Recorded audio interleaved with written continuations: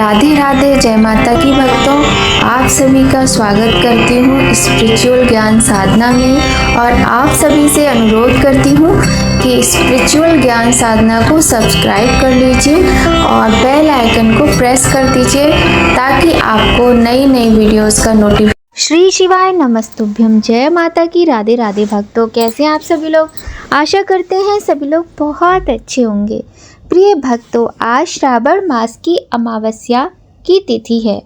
आप सभी को श्रावण अमावस्या की हार्दिक शुभकामनाएं। सावन मास की अमावस्या तिथि का विशेष महत्व होता है और इस दिन भगवान शिव तथा माता पार्वती के साथ पीपल की पूजा करने का भी विधान है। अमावस्या तिथि पर गंगा स्नान, दीपदान और अपने पितरों के निमित्त दान करने से हमारे जीवन में सुख समृद्धि आती है।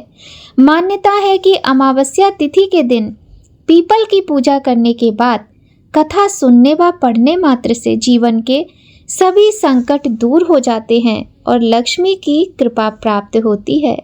आइए भक्तों, आज हम आपको सुनाते हैं अमावस्या तिथि की सुंदर कथा। भक्तों, श्रावण मास की अमावस्या को हरियाली अमावस्या के नाम से जाना जाता है। आइए सुनते हैं हरियाली अमावस्या की अत्यंत पावन कथा। बोलिए गणेश भगवान की जय, गौरी शंकर भगवान की जय, लक्ष्मी नारायण भगवान की जय। हर हर गंगे। एक समय की बात है, राजा महल में अपने परिवार के साथ सुखपूर्वक निवास करता था। उसका एक पुत्र था जिसका विवाह हो चुका था। राजा की पुत्र बधू ने एक दिन रसोई में मिठाई रखी हुई देखी तो वह सारी मिठाई खा गई। जब उससे पूछा गया कि सारी मिठाई कहाँ गई तो उसने कहा, सारी मिठाई तो चूहे खा गए। पुत्र वधू की ये बात चूहों ने सुन ली और वे इस गलत आरोप को सुनकर अत्यंत क्रोधित हुए। इसके बाद उन्होंने राजा की बहू को सबक सिखाने का निश्चय कर लिया। कुछ दिनों के बाद महल में कुछ मेहमान आए।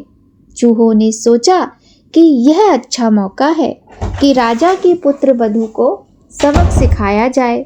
बदला लेने के लिए चूहों ने बहू की साड़ी चुराई और उसे जाकर अतिथि के कमरे में रख दिया।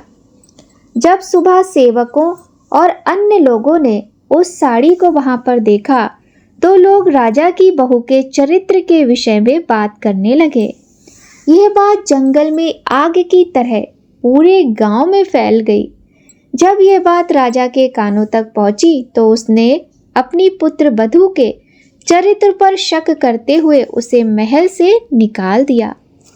राजा की बहू महल से निकलकर एक झोपड़ी में रहने लगी और नियमित रूप से पीपल के एक वृक्ष के नीचे दिया जलाने लगी।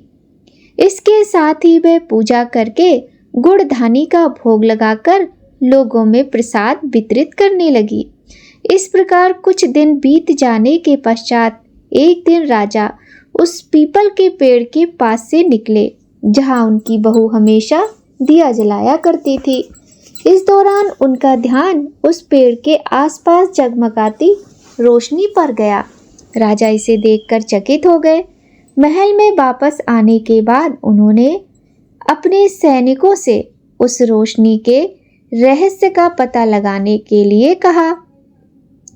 सैनिक राजा की बात मानकर उस पेड़ के पास चले गए। वहां पर उन्होंने देखा कि दीपक आपस में बात कर रहे थे। सभी दीपक अपनी अपनी कहानी बता रहे थे। तभी एक दीपक बोला, मैं राजा के महल से हूँ। महल से निकाले जाने के बाद राजा की पुत्र वधू रोज मेरी पूजा करती है और मुझे प्रज्वलित करती है। सभी अन्य दीपकों ने उससे पूछा कि राजा की बहू को महल से क्यों निकाला गया तो उसने बताया कि एक दिन उसने मिठाई खाकर चूहों का झूठा नाम लगा दिया। इस पर चूहे नाराज हो गए और राजा की बहू से बदला लेने के लिए उसकी साड़ी अतिथि के कमरे में रख आए। ये सब देखकर राजा ने उसे महल से निकाल दिया। ये सब सुनकर सैनिक भी हैरान रह गए और महल वापस आकर उन्होंने राजा को पूरी कहानी सुनाई। यह सुनकर राजा को अपनी गलती का एहसास हुआ और उसने अपनी पुत्र वधू को महल में वापस बुला लिया। इस प्रकार पीपल के पेड़ की नियमित पूजा करने का फल राजा की बहू को मिला और वह अपना जीवन आराम से व्यतीत करने लगी। बोलिए भोलेनाथ की जय, माता पार्वती की जय। आइए भक्तों, अब हम सुनते हैं श्राद्ध की दूसरी कथा यानी अमावस्या की कथा। बड़ी ही सुंदर कथा है और हमें किसी भी पर्व के दिन कथा को अवश्य ही सुनना चाहिए, क्योंकि कथाओं के सुनने से भी हमें भगवान के आशीर्वाद की प्राप्ति होती है। तो आइए भक्तों, प्रारंभ करते हैं यह सुंदर कथा। शास्त्रों में वर्णित श्राद्ध पर्व की पौराणिक कथा के अनुसार जोगे तथा भोगे दो भाई थे। दोनों अलग अलग रहते थे। जोगे धनी था और भोगे निर्धन। दोनों में परस्पर बड़ा ही प्रेम था। जोगे की पत्नी को धन का अभिमान था, किंतु भोगे की पत्नी बड़ी सरल हृदय की थी। पितृपक्ष आने पर जोगे की पत्नी ने उससे पितरों का श्राद्ध करने के लिए कहा, तो जोगे इसे व्यर्थ का कार्य समझकर टालने की चेष्टा करने लगा। किंतु उसकी पत्नी समझती थी कि यदि ऐसा नहीं करेंगे तो लोग बातें बनाएंगे। फिर उसे अपने मायके वालों को दावत पर बुलाने और अपनी शान दिखाने का ये उचित अवसर लगा। अतः वह बोली, आप शायद मेरी परेशानी की वजह से ऐसा कह रहे हैं, किंतु इसमें मुझे कोई परेशानी नहीं होगी। मैं भोगे की पत्नी को बुला लूँगी, दोनों मिलकर सारा काम कर लेंगी। फिर उसने जोगे को अपने पीहर न्योता देने के लिए भेज दिया। दूसरे दिन उसके बुलाने पर भोगे की पत्नी सुबह सवेरे आकर काम में जुट गई। उसने रसोई तैयार की, अनेक पकवान बनाए, फिर सभी काम निपटाकर अपने घर आ गई। आखिर उसे भी तो पितरों का श्राद्ध तर्पण करना था। इस अवसर पर न जोगे की पत्नी ने उसे रोका, न वह रुकी। शीघ्र ही दोपहर हो गई। पितर भूमि पर उतरे। जोगे भोगे के पितर पहले जोगे के यहाँ गए तो क्या देखते हैं कि उसके ससुराल वाले वहाँ भोजन पर जुटे हुए हैं। निराश होकर वे भोगे के यहाँ गए। वहाँ क्या था, मात्र पितरों के नाम पर अग्यारी दे दी गई थी। पितरों ने उसकी राख चाटी और भूखे ही नदी के तट पर जा पहुँचे। थोड़ी देर के बाद सारे पितर इकट्ठे हो गए और अपने अपने यहाँ के श्राद्धों की बढ़ाई करने लगे। जोगे भोगे के पितरों ने भी अपनी आप बीती सुनाई। फिर वे सोचने लगे, अगर भोगे समर्थ होता तो शायद उन्हें भूखा ना रहना पड़ता, मगर भोगे के घर में तो 2 जून की रोटी भी खाने को नहीं थी। यही सब सोचकर उन्हें भोगे पर दया आ गई। अचानक वे नाच नाच कर गाने लगे, भोगे के घर धन हो जाए, भोगे के घर धन हो जाए। सांझ होने को हुई। भोगे के बच्चों को कुछ भी खाने को नहीं मिला। उन्होंने माँ से कहा, भूख लगी है।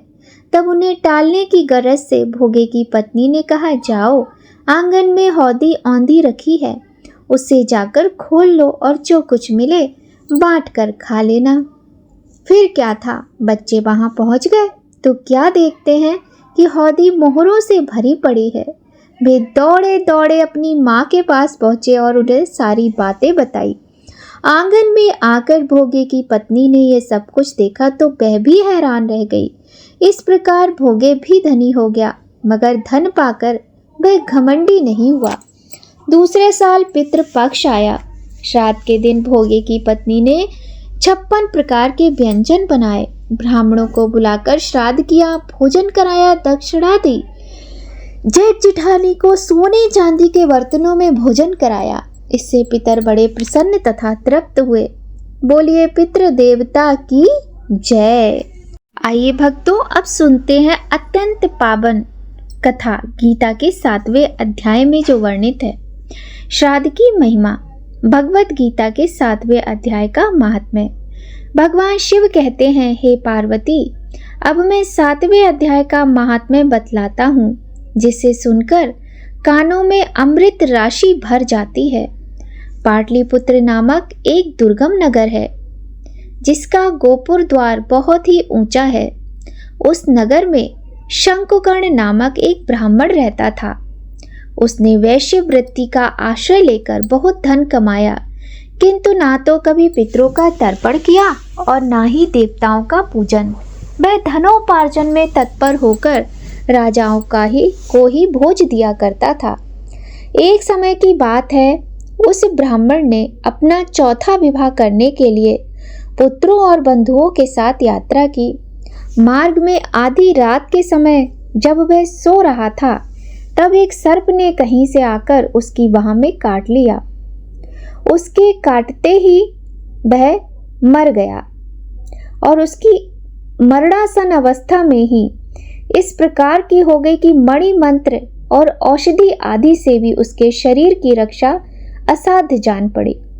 तत्पश्चात कुछ ही क्षणों में उसके प्राण पखेरु उड़ गए और वह प्रेत बना। फिर बहुत समय के बाद वह प्रेत सर्प योनि में उत्पन्न हुआ। उसका वित्त धन की वासना में चित्त बंधा हुआ था। उसने पूर्व वृतांत को स्मरण करके सोचा, मैंने घर के बाहर करोड़ों की संख्या में अपना जो धन गाड़ रखा है, इससे इन पुत्रों को वंचित करके स्वयं ही इसकी रक्षा करूंगा। सांप की योनि से पीड़ित होकर पिता ने एक दिन स्वप्न में अपने पुत्रों के समक्ष आकर अपना मनोभाव बताया। तब उसके पुत्रों ने सवेरे उठकर बड़े विस्मय के साथ एक दूसरे से स्वप्न की बातें कहीं। उनमें से मंझला पुत्र कुदाल हाथ में लिए घर से निकला और जहां उसके पिता सर्प योनि धारण करके रहते थे, उस स्थान पर गया। यद्यपि उसे धन के स्थान का ठीक ठीक पता नहीं था, तो भी उसने चिन्हों से उसका ठीक निश्चय कर लिया और लोभ बुद्धि से वहां पहुंचकर बॉम्बी को खोदने लगा। तब उस बॉम्बी से बड़ा भयानक सांप प्रकट हुआ और बोला, अरे मूढ़, तू कौन है? किस लिए आया है? यह बिल क्यों खोद रहा है? किसने तुझे भेजा है? ये सारी बातें मेरे सामने बता। पुत्र बोला, मैं आपका पुत्र हूँ, मेरा नाम शिव है। मैं रात्रि में देखे हुए स्वप्न से विस्मित होकर यहाँ का स्वर्ण लेने के कौतूहल से आया हूँ।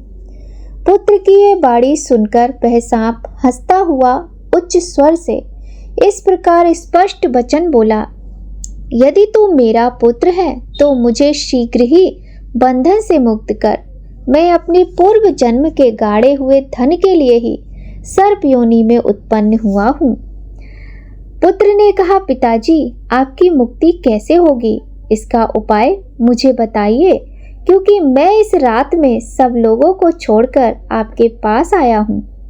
पिता ने कहा, बेटा, गीता के अमृत में 7वें अध्याय को छोड़कर मुझे मुक्त करने में तीर्थ, दान, तप और यज्ञ भी सर्वथा समर्थ नहीं है।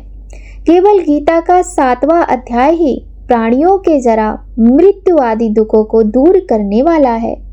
पुत्र, मेरे श्राद्ध के दिन गीता के 7वें अध्याय का पाठ करने वाले ब्राह्मण को श्रद्धा पूर्वक भोजन कराओ। इससे निसंदेह मेरी मुक्ति हो जाएगी। वत्स, अपनी शक्ति के अनुसार पूर्ण श्रद्धा के साथ निर्व्यसनी और वेद विद्या में प्रवीण अन्य ब्राह्मणों को भी भोजन कराना। सर्प योनि में पड़े हुए पिता के ये वचन सुनकर सभी पुत्रों ने उसकी आज्ञा अनुसार तथा उससे भी अधिक किया। तब शंकुकर्ण ने अपने सर्प शरीर को त्याग कर दिव्य देह धारण किया और सारा धन पुत्रों के अधीन कर दिया। पिता ने करोड़ों की संख्या में जो धन उनमें बांट दिया था, उससे वे पुत्र बहुत प्रसन्न हुए। उनकी बुद्धि धर्म में लगी हुई थी, इसलिए उन्होंने बावली, कुआं, पोखरा, यज्ञ तथा देव मंदिर के लिए उस धन का उपयोग किया और अन्नशाला भी बनवाई। तत्पश्चात 7वें अध्याय का सदा जप करते हुए उन्होंने मोक्ष प्राप्त किया। हे पार्वती, यह तुम्हें 7वें अध्याय का महात्म्य बतलाया, जिसके श्रवण मात्र से मानव सब पातकों से मुक्त हो जाता है।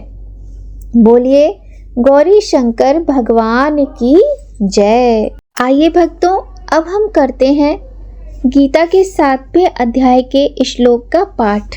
ये पाठ सुनने मात्र से कुंडली में स्थित पितृदोष से मुक्ति मिलती है। तो भक्तों सुनिए, हे पार्थ, मुझ में आसक्त चित्त भाव से मेरे मत के परायण होकर योग में लगा हुआ तू जिस प्रकार से संपूर्ण रूप से मुझको संशय रहित जानेगा उसको सुन। मैं तेरे लिए इस विज्ञान सहित तत्व ज्ञान को संपूर्णतया कहूँगा, जिसको जानकर संसार में फिर और कुछ भी जानने योग्य शेष नहीं रह जाएगा। हजारों मनुष्यों में कोई एक प्रभु प्राप्ति के लिए यत्न करता है।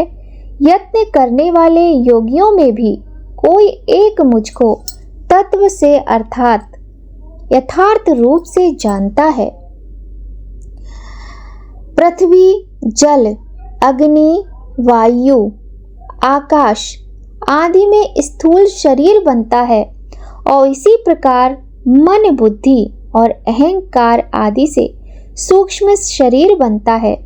इस प्रकार यह 8 प्रकार से अर्थात अष्टांगी ही विभाजित मेरी प्रकृति अर्थात दुर्गा है। ये तो अपरा अर्थात इसके तुल्य दूसरी देवी नहीं है तथा उपरोक्त दोनों शरीरों में इसका परम योगदान है।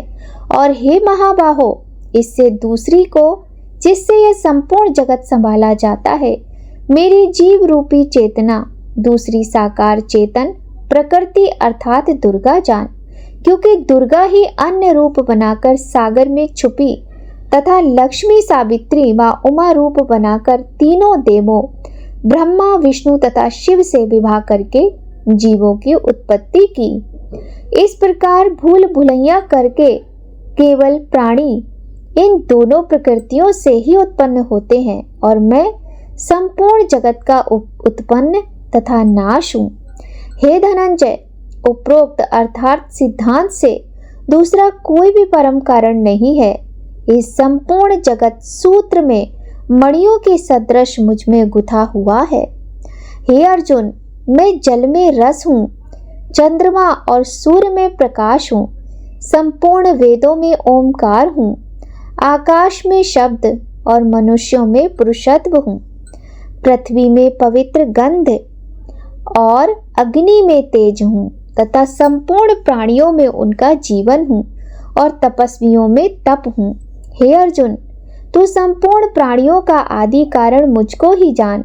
मैं बुद्धिमानों की बुद्धि और तेजस्वियों का तेज हूँ। बोलिए गौरी शंकर भगवान की जय, लक्ष्मी नारायण भगवान की जय।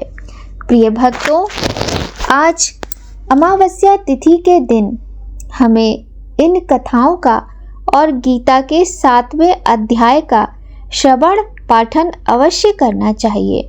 ऐसा करने से हमारी कुंडली में स्थित पितृ दोष से हमें सदा मुक्ति मिलती है।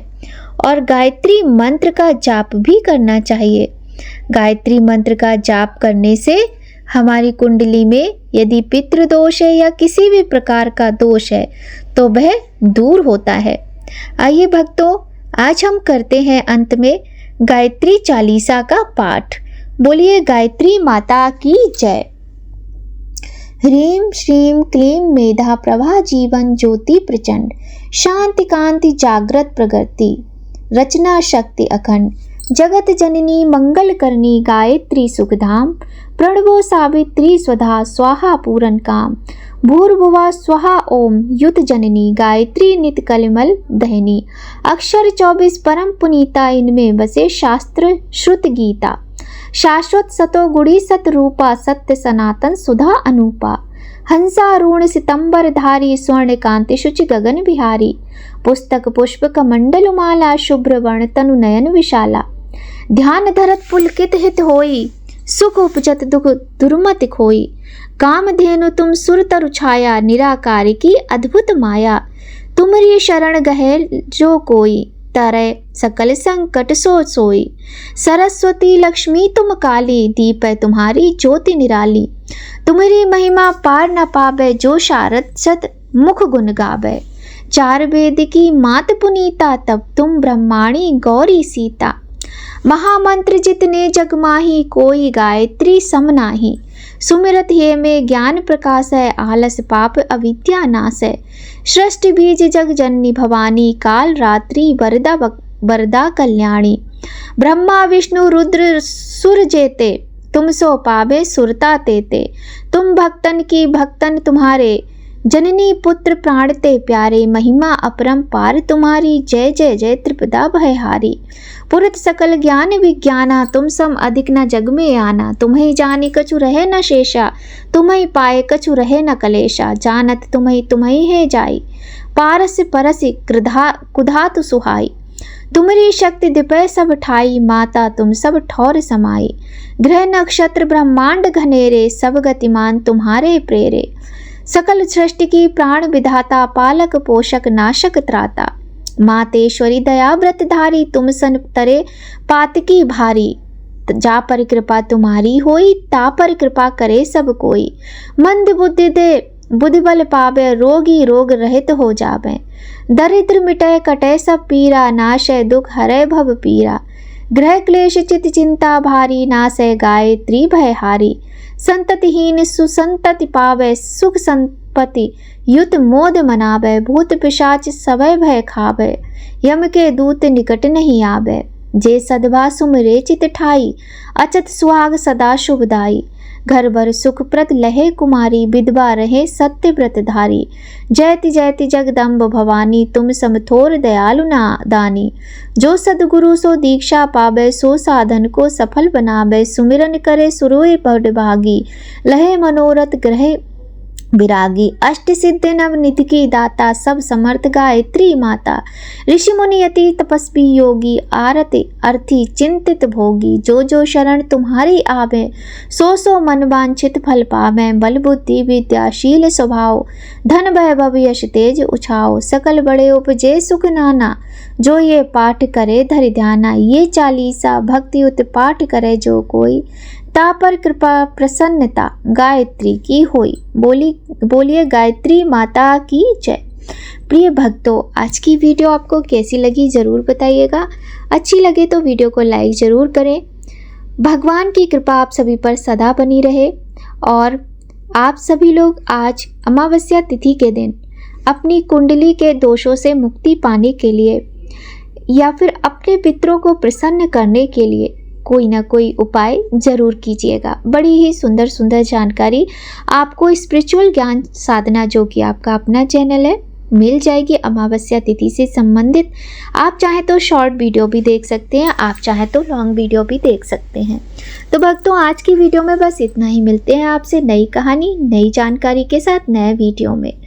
सभी लोग चैनल को सब्सक्राइब कर लीजिए, बेल आइकन को प्रेस कर दीजिए ताकि आपको आने वाली वीडियोस का नोटिफिकेशन सबसे पहले मिले। भक्तों, आप सभी पर महादेव और माता पार्वती की कृपा सदा बनी रहे। जय माता की भक्तों, राधे राधे।